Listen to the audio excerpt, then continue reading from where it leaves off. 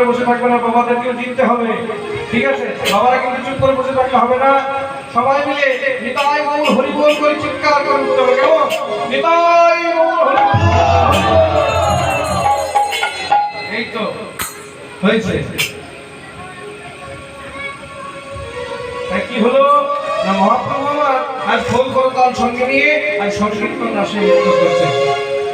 খোল করো তালে গোরা শুনে লো করিয়া, খোল করো তালে গোরা শুনে করিয়া, খোল করো তালে গোরা শুনে করিয়া, খোল করো তালে গোরা শুনে করিয়া, পাহাড় মাঝে নাচে গোরা জয় জয় দিয়া, পাহাড় মাঝে নাচে গোরা জয় জয় দিয়া, পাহাড় মাঝে নাচে গোরা জয় জয় দিয়া, পাহাড় মাঝে নাচে গোরা জয় জয় দিয়া। আমার গোরা নাচে রে, গোরা নাচে রে,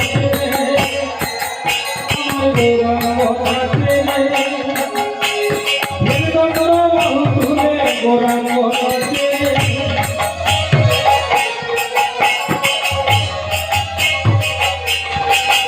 আমার গৌরাঙ্গ নাচে রে, গৌরাঙ্গ নাচে, আমার গৌরাঙ্গ নাচে রে, গৌরাঙ্গ নাচে, সংকীর্তন রাসমন্ত্রী গৌরাঙ্গ নাচে, সংকীর্তন রাসমন্ত্রী গৌরাঙ্গ নাচে।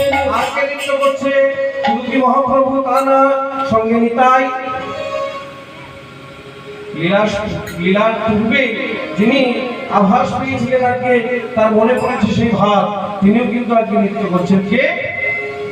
দাদা নিতাই। আমার নিত্যানন্দ নাচে রে, নিত্যানন্দ নাচে রে, নিত্যানন্দ নাচে রে, নিত্যানন্দ নাচে রে, সংকীর্তন রাসমন্ত্রী নিত্যানন্দ নাচে রে, সংকীর্তন রাসমন্ত্রী নিত্যানন্দ নাচে। আমার অদ্বৈত নাচে রে, অদ্বৈত নাচে, আমার অদ্বৈত নাচে রে, অদ্বৈত নাচে। অদ্বৈত কেব অদ্বৈত প্রভু থেকে তিনি আর কেউ নন, তিনি হলেন ভোলানাথের অবতার। সেই অদ্বৈত প্রভু আজকে নৃত্য করছে মনের আনন্দে।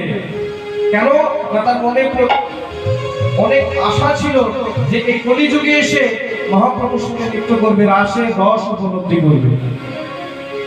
তা শুনুন কি গো মায়েরা, গল্পটা শুনবেন তো নাকি? না, সেই ভোলানাথ কিসের জন্য এসেছিলেন এই কলিযুগে?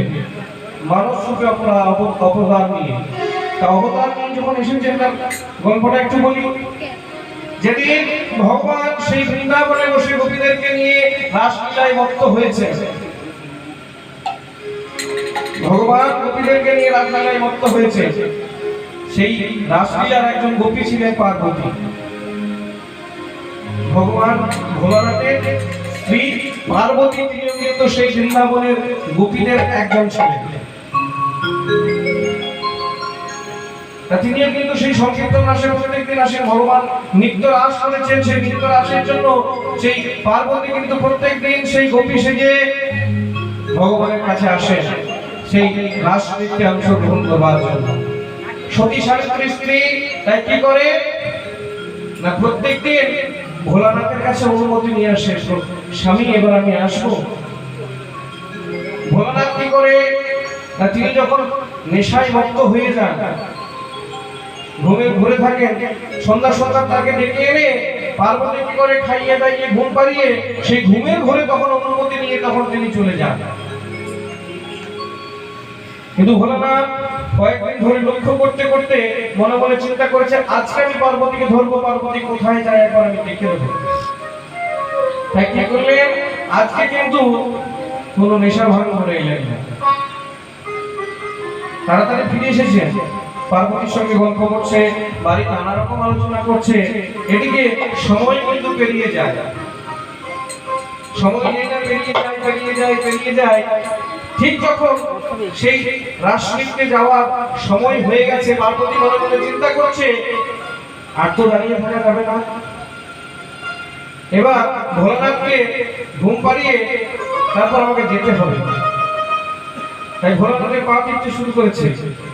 ভোলানাথ কিন্তু কোনো মতে ঘুমাবেন না, কারণ আজকে তিনি ধরবেন যে পার্বতী কোথায় যায়।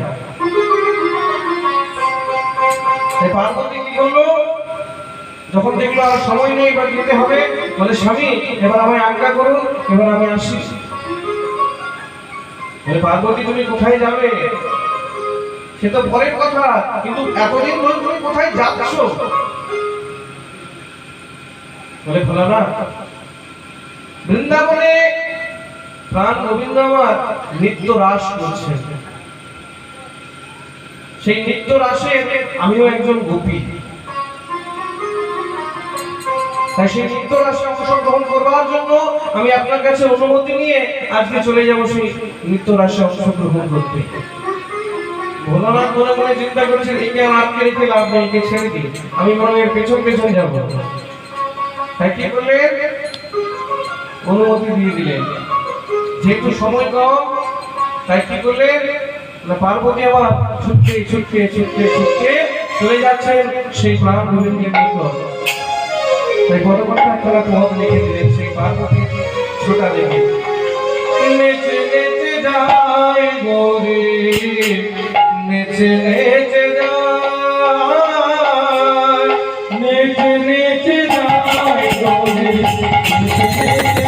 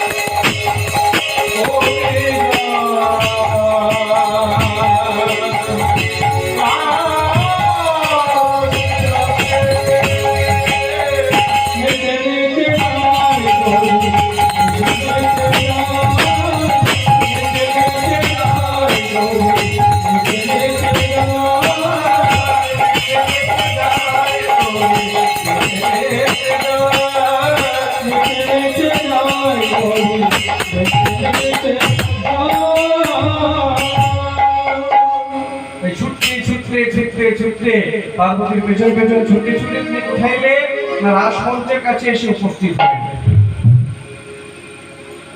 কিছুক্ষণ পরে যখন আমরা রাসলীলায় প্রবেশ করে যাবো, সেই বৃন্দাবন লীলা যখন আস্বাদন করবো, তখন একটা ছোট্ট মতো একটা পদ আছে, খসন বসন রসন ছেলে।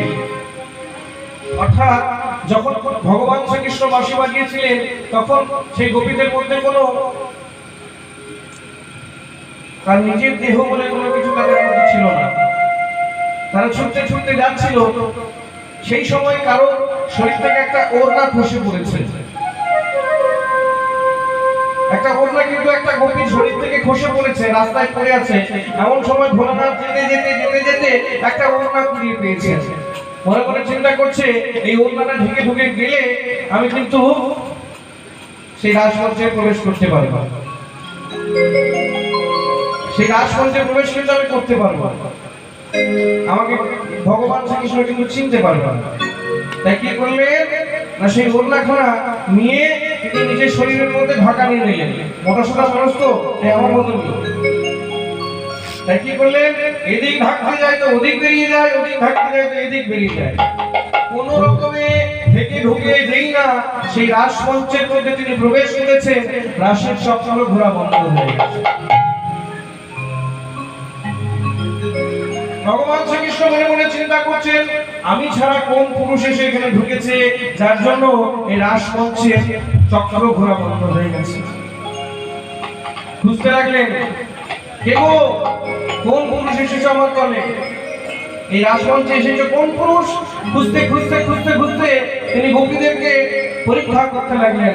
হ্যাঁ গো, ওই দেখি তোমার বদনখানি। বদনখানা দেখছেন, বলে হ্যাঁ, একে তো আমি চিনি।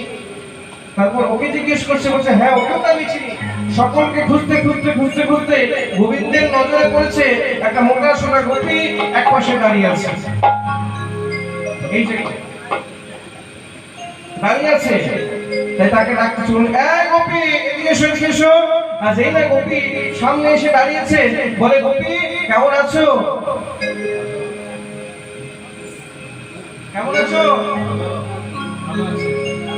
তোমার বাড়ি কোথায়? আচ্ছা তোমার নাম কি বলো? এমন গোপী তো কোনোদিন শুনিনি। তোমার বাড়ি কোথায়? দেখো কথা বলে না। পরীক্ষা করতে করতে করতে করতে যখন গোবিন্দ বিরক্ত হয়ে গেলেন, যখন দেখছে সেই গোপী আর তার সঙ্গে কথা বলছে না, তখন কি করলেন না ক্রোধ বশত সেই ওড়না খালি যেই না খুলে দিয়েছেন, দেখছে ভোলানাথ, ভোলানাথ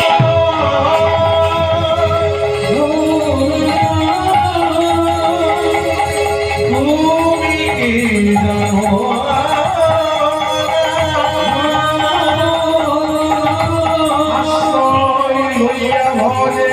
কাহে কৃষ্ণ নাহিতে আর সব বলে অকারণ